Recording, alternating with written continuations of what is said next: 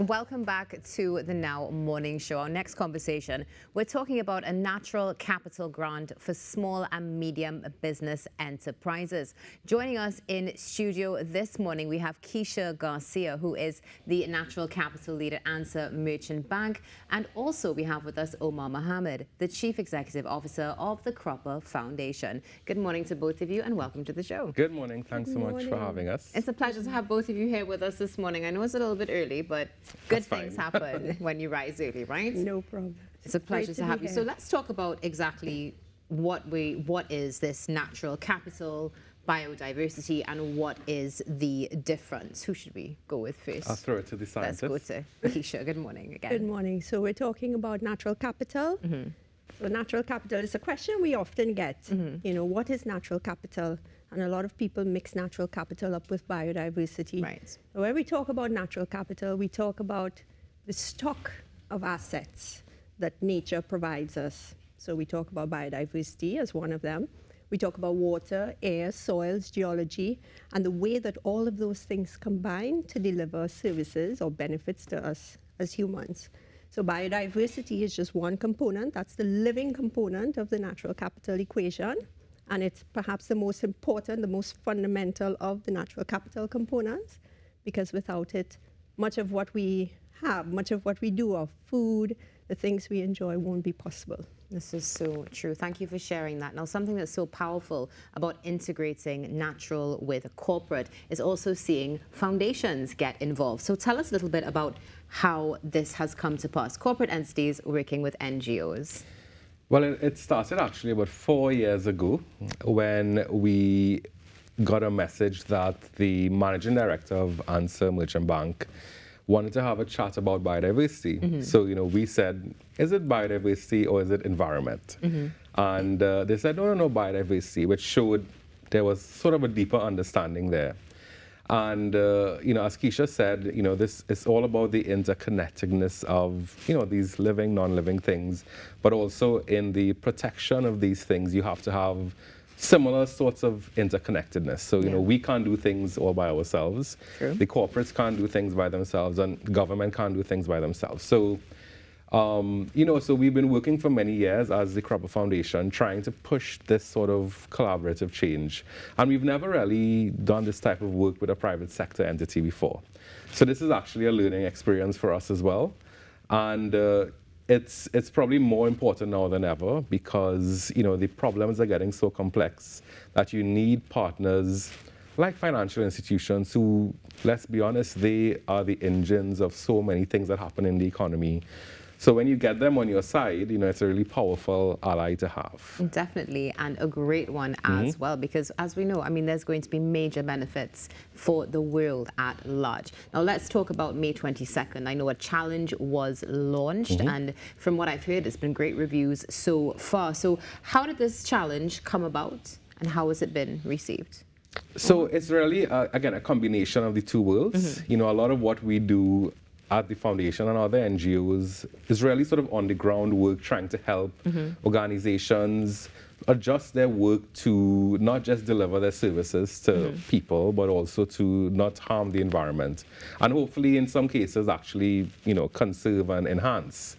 And that's combined with, you know, Answer Merchant Bank's own sort of products, which are, you know, around providing services to business and other corporate entities. So the challenge really combines those two things to really put a focus on, you know, providing financial support to SMEs, small and medium enterprises, who are actually delivering products or services that have a natural capital component that might either, you know, incorporate it as a service or product, or also enhance, you know, this natural capital stocks by the actual provision of these products or services. Definitely. So Keisha, share with us, why does this challenge specifically target small and medium business enterprises? So building on what Omar has said, you know, one of the things we found is that small and medium enterprises form quite a backbone to our economy in the provision of food and other services. But unfortunately, that group, they don't have as much access to capital flows and to financing as they need to keep their businesses running.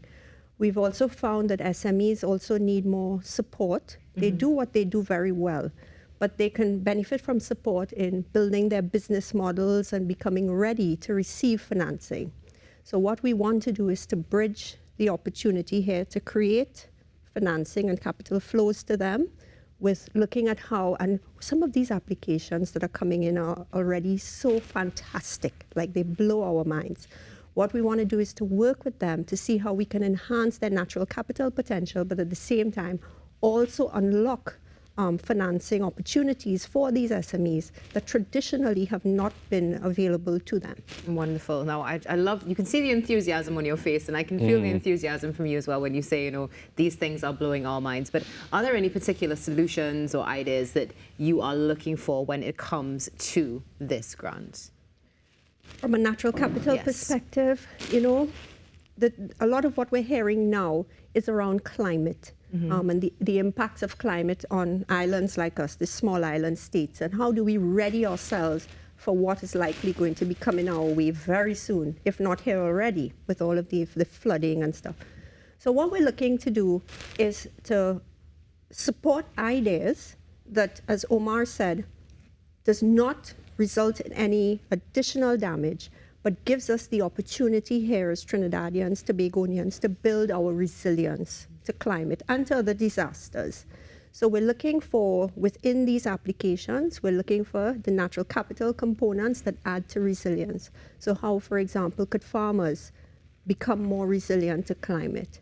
How could people in the entertainment industry, which is one of the things that has come forward, in education, how could these include opportunities for outreach, for education, for building this resilience?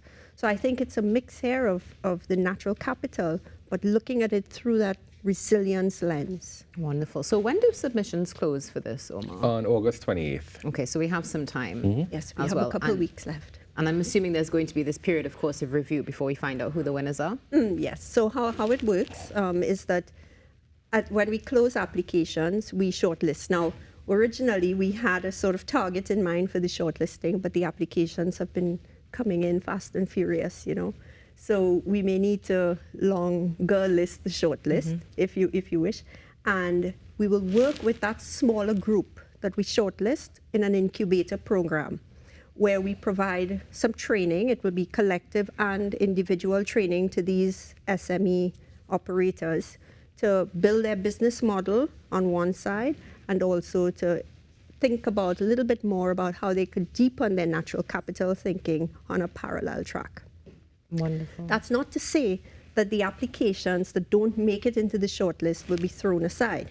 What we want to do is to keep them within the Caribbean Natural Capital Hub, and we haven't spoken about that yet, but we want to keep them within the context of our Caribbean Natural Capital Hub, where we will provide capacity support and some development opportunity for these additional applicants. Now, once the incubator comes to an end, that's where we give the shortlisted SMEs an opportunity to come before us and say, this is our business proposal, this is where we're at, this is what we have to offer. And the top 3 will be given some grants to help bolster their activities. This conversation could go on so much longer. We have a few moments left, but we need to hear about the Capital Hub.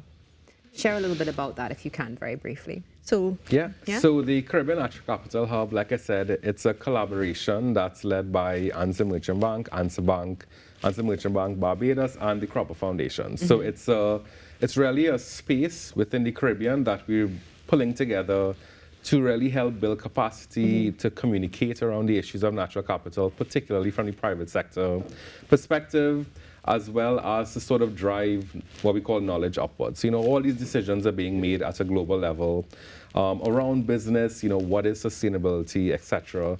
But in many cases, without Caribbean perspectives. So the hub really is that engine that we're hoping to showcase what can be done in the region and let people outside know that we're actually doing quite innovative and pretty impactful work. Definitely impactful work, and you realize how well it's been received. I mean, when you said that these applications are coming in fast and furious, it shows that the desire is there. And of course, we know that we have that potential to just take something and create. Now, my next question is, because I know there are people who are listening right now who have some ideas, but didn't get that time to, put it to paper and start to effectively execute.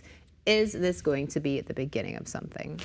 It definitely is. So this is the start of a journey that this is Answer Merchant Bank and the Cropper Foundation. Well, Answer Merchant Bank together with Answer Bank and Answer Merchant in Barbados and the Cropper Foundation that we're starting.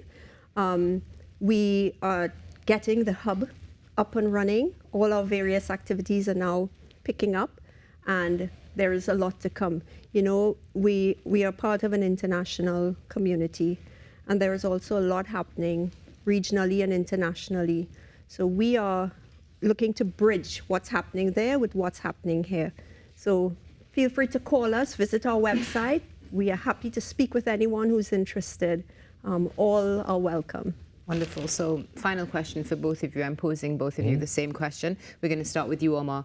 What is the hope that you're going to achieve, and what do you want people to take away from this natural capital grant and this beautiful relationship between the Cropper Foundation and Answer Merchant Bank? Well, there's a great quote, I think, that sums it up, that says, you know, we historically used to think of the economy as being a separate thing. Yes. But now we all know that, you know, economies are, you know, embedded in nature. You can't have a business or economy without thinking about the benefits that nature provides. And I think the applications we've gotten so far kind of show just that people are realizing that you can be a entertainment company but still have an impact and dependence on nature. And I think we just want to keep driving that idea home so that it's not something that has to be a challenge. It's something that people sort of, you know, intimately understand. So important.